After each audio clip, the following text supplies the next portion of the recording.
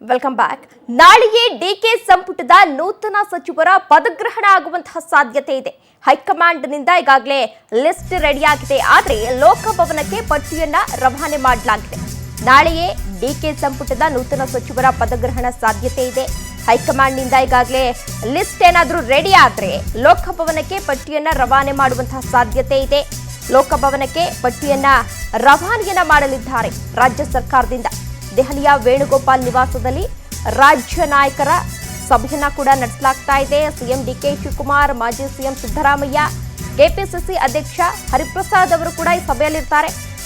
ರಾಜ್ಯ ಕೈ ನಾಯಕರ ಜೊತೆ ಪ್ರತ್ಯೇಕ ಸಭೆಯನ್ನ ನಡೆಸಲಿದ್ದಾರೆ ಕೆಸಿ ವೇಣುಗೋಪಾಲ್ ರವರು.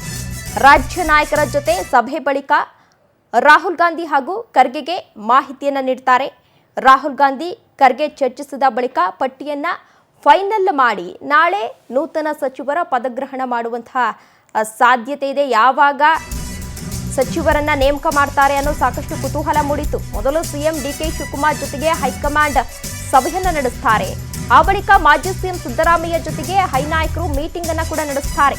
ಅದಾದ ನಂತರ ಕೆಪಿಸಿಸಿ ಅಧ್ಯಕ್ಷ ಬಿಕೆ ಹರಿಪ್ರಸಾದ್ ಜೊತೆ ಸಭೆಯನ್ನ ನಡೆಸ್ತಾರೆ. ಅದಾದ ಬಳಿಕ ಸಭೆಯನ್ನು ಮಾಡಿರ್ತಾರೆ ವೇಣುಗೋಪಾಲ್ ರವರು. ಆ ಸಭೆಯಲ್ಲಿ ಯಾವೆಲ್ಲ ವಿಚಾರಗಳ ಬಗ್ಗೆ ಚರ್ಚೆಯಾಗಿದೆ ಅನ್ನೋದನ್ನ ರಾಹುಲ್ ಗಾಂಧಿ ಜೊತೆಗೆ ಎಐಸಿಸಿ ಅಧ್ಯಕ್ಷ ಮಲ್ಲಿಕಾರ್ಜುನ್ ಖರ್ಗೆ ಅವರಿಗೆ ಮಾಹಿತಿಯನ್ನ ನೀಡ್ತಾರೆ. ಡಿಕೆ ಶಿವಕುಮಾರ್ ಅವರು ಈಗಾಗಲೇ ಜೂನ್ 3ನೇ ತಾರೀಕು ಅಧಿಕಾರವನ್ನ ಸ್ವೀಕರಿಸಿದ್ರು. ಅವರ ಬಳಿ ಈಗಾಗಲೇ 14 ಸಚಿವರಿದ್ದಾರೆ. 20 ಸ್ಥಾನಗಳು ಬಾಕಿ ಇವೆ, ಖಾಲಿ ಇವೆ. ಸಂಪುಟ ವಿಸ್ತರಣೆ ವಿಚಾರದಲ್ಲಿ ಹೈಕಮಾಂಡ್ ಎಚ್ಚರಿಕೆ ಹೆಜ್ಜೆಯನ್ನ ಇಡ್ತಾ ಇದೆ.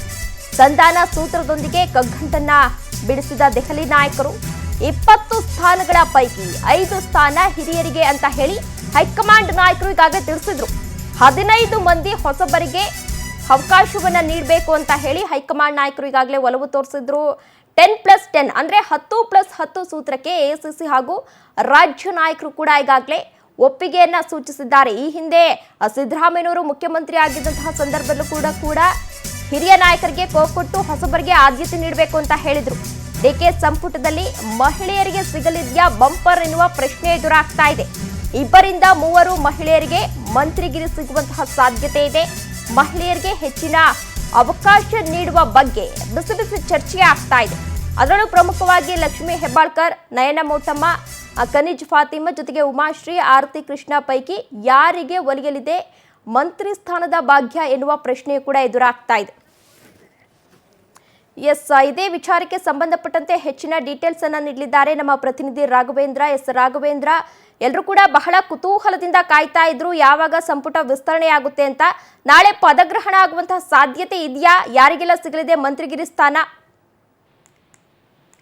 ತೇಜಸ್ವಿನಿ, ಪ್ರಮುಖವಾಗಿ ಏನು ಡಿಕೆ ಶಿವಕುಮಾರ್ ಅವರು ಸಿಎಂ ಆದ ಬಳಿಕ ಸುಮಾರು 50 ದಿನಗಳು ಕಳೆದು ಹೋಗಿದ್ದಾವೆ. ಹೀಗಾಗಿ ಏನು ಬರೀ 10 ಜನ ಮಾತ್ರ ನೂತನ ಸಚಿವರಾಗಿ ಪ್ರಮಾಣ ವಚನವನ್ನ ಸ್ವೀಕರಿಸಿದ್ರು. ಸಾಕಷ್ಟು ಒತ್ತಡವನ್ನ ಸಚಿವಾಕಾಂಕ್ಷಿಗಳು ಸಹ ಆಗ್ತಾ ಇದ್ರು. ಡೆಲ್ಲಿಗೆ ಹೋಗಿ ಬಂದು ಸಹ ಮಾಡ್ತಾ ಇದ್ರು.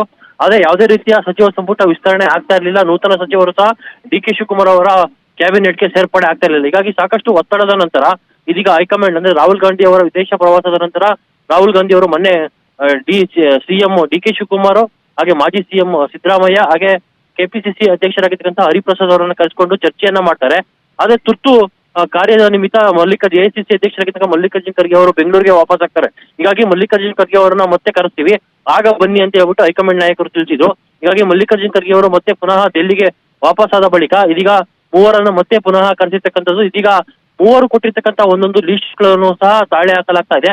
ಈ ಪ್ರಮುಖವಾಗಿ ಏನೋ ಸಮುದಾಯವಾರು ಪ್ರಾತಿನಿಧ್ಯವನ್ನ ಕೊಡಬೇಕು, ಜೊತೆಗೆ ಯುವಕರಿಗೆ ಹೆಚ್ಚಿನ ಮನ್ನಣೆಯನ್ನ ಕೊಡಬೇಕು ಕ್ಯಾಬಿನೆಟ್ ನಲ್ಲಿ ಅಂತ ಹೇಳ್ಬಿಟ್ಟು ಕಾಂಗ್ರೆಸ್ ಹೈಕಮಾಂಡ್ ತೀರ್ಮಾನ ಮಾಡಿದೆ ಅಂತ ಹೇಳಲಾಗ್ತಾ ಇದೆ. ಹೀಗಾಗಿ ಏನು 50 ವರ್ಷದ ಒಳಗಿನಿರ್ತಕ್ಕಂತಹ ಕೆಲವೊಂದಿಷ್ಟು ಶಾಸಕರಿಗೆ ಬಂಪರ್ ಹೊಡೆಯುವ ಸಾಧ್ಯತೆಗಳು ಅಧಿಕವಾಗಿದೆ. ಈಗಾಗಲೇ ಸಾಕಷ್ಟು ಡಜನ್ ಗಟ್ಟಲೆ ಆಕಾಂಕ್ಷಿಗಳು ಸಹ ಟವಲ್ ಹಾಕೊಂಡು ತಮ್ಮ ನಾಯಕರೊಂದಿಗೆ ಲಾಬಿಯನ್ನ ಮಾಡ್ತಾ ಇರ್ತಕ್ಕಂಥದ್ದು.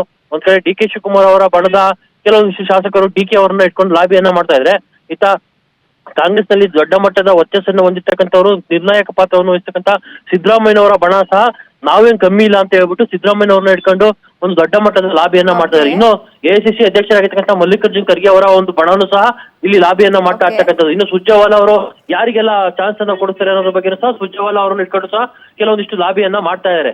ಒಟ್ಟಿನಲ್ಲಿ ಕಾಂಗ್ರೆಸ್ನ ಹೈಕಮಾಂಡ್ ಒಪ್ಪಿದ್ದಾದಲ್ಲಿ ನಾಳೆನೇ ನೂತನ ಸಚಿವರ ಪದಗ್ರಹಣ ನಡೆಯುತ್ತೆ. ಈಗಾಗಲೇ ರಾಜಭವನಕ್ಕೂ ಸಹ ಈ ಬಗ್ಗೆ ಮಾಹಿತಿಯನ್ನ ಕೊಟ್ಟಿದ್ದಾರೆ ಅಂತ ಹೇಳಲಾಗೈತೆ.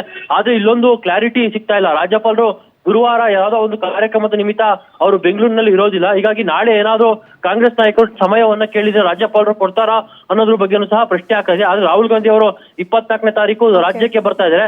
ಅಷ್ಟರೊಳಗಡೆ ನೂತನ ಸಚಿವರ ನೇಮಕ ಮಾಡ್ಬೇಕಂತ ಹೇಳ್ಬಿಟ್ಟು ಕಾಂಗ್ರೆಸ್ ನಾಯಕರು ಸಾಕಷ್ಟು ಒಂದು ತಂತ್ರಗಾರಿಕೆಯನ್ನ ಮಾಡಿರ್ತಕ್ಕಂಥದ್ದು. ಇದು ಇಷ್ಟರ ಮಟ್ಟಿಗೆ ಯಶಸ್ವಿ ಆಗುತ್ತೆ ಅನ್ನೋದನ್ನ ಕಾದು ನೋಡ್ಬೇಕಾಗಿದೆ. ಆದ್ರೆ ಒಂದಂತೂ ಸತ್ಯ, ಈ ವಾರದಲ್ಲಿ ನೂತನ ಸಚಿವರ ಪ್ರಮಾಣ ವಚನ ಆಗೋದಂತೂ ಫಿಕ್ಸ್ ಅಂತಾನೆ ಹೇಳ್ಬೋದು ಯಶಸ್ವಿನಿ. ಓಕೆ, ಧನ್ಯವಾದ ರಾಘವೇಂದ್ರ.